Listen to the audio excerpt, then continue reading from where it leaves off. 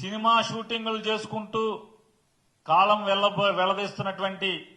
ఇదే పవన్ కళ్యాణ్ గారు ఆ రోజు జగన్మోహన్ రెడ్డి గారి ప్రభుత్వాన్ని నోటికొచ్చినట్టుగా మీరెవరు అసలు నువ్వెవరు డబ్బులు మాయి మా డబ్బులతో మేం సినిమా తీసి మా ఇష్టం వచ్చినట్టు జనాలకు చూపించి మా ఇష్టం వచ్చిన రేటుకి మేము టికెట్ అమ్ముతాం నువ్వెవడవి అని చెప్పి ఆ రోజు కారు కూతలు కూసినటువంటి పవన్ కళ్యాణ్ గారి పార్టీ తరపున గెలిచి పవన్ కళ్యాణ్ గారి సినిమా ఫీల్డ్ ని ఉద్ధరిస్తారని ఆ శాఖ ఆ పార్టీకి తీసుకుని దాని తరపున పనిచేసేటువంటి రాష్ట్ర మంత్రి పవన్ కళ్యాణ్ గారి సినిమా రిలీజ్ కి థియేటర్ యాజమాన్యాలు సమ్మె ప్రకటించినాయి వాళ్ళని జైల్లో వేయండి ఆ నాయకుల్ని అని చెప్పి ప్రభుత్వం తరపున మంత్రి పోలీసు శాఖని ఆదేశించాడు అంటే రాతపూర్వకంగా వీళ్ళ దౌర్భాగ్య స్థితి వీళ్ళ డబుల్ స్టాండర్డ్స్ వీళ్ళ రెండు ముఖాలు ఆ రోజు ఏం మాట్లాడారు ఇవాళ ఏం ప్రవర్తిస్తున్నారు మరి మీరెవరు నువ్వెవరు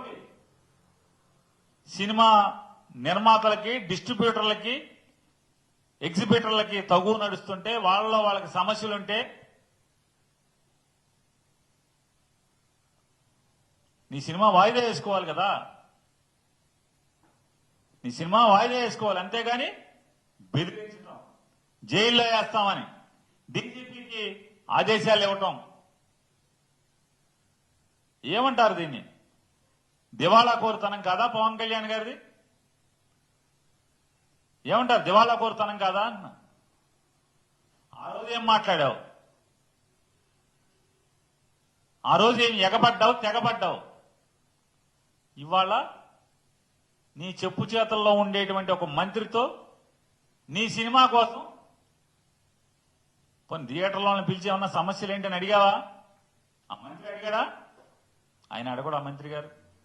అడగాలి కదా కొన్ని సినిమా వాళ్ళని పిలిచి ఏంటి సమస్య ఏంటి అని అడగాలి కదా అయ్యేం అడగరు అడగకుండా జైల్లో వేస్తాం మీరు గనక సినిమా ఆపితే అంటే ఆ రోజు జూన్ 1వ తారీఖు మీ సమస్యల కోసం సమ్మె చేస్తే జైల్లో వేస్తాం తర్వాత చేసుకోండి సమ్మె సినిమా ఎత్తేసాక ఇదో ప్లాపు సినిమా ఆ రాబోయే ప్లాపు సినిమాకి ఏదో అన్న సామెతగా ఉంది ఈ రాబోయే ప్లాప్ సినిమాకి మళ్ళీ జైల్లో వేస్తాం ఆ వేస్తాం ఈ వేస్తాం అని కోడలకి బుద్ధి చెప్పి అత్త తెడ్డు నాకింది అని చెప్తారు మూటు సామెత అట్లా పవన్ కళ్యాణ్ గారు అధికారంలో ఉంటే ఒక భాష వెనకటి పరశూరు గోపాలకృష్ణ గారి డైలాగులు ఉండేవి అదైతే ఇది రాసుకో ఇదైతే అది రాసుకోమని వీళ్ళు కూడా అంతే పవన్ కళ్యాణ్ ముఠా కూడా అప్పుడు అది రాసుకో ఇప్పుడు ఇది రాసుకో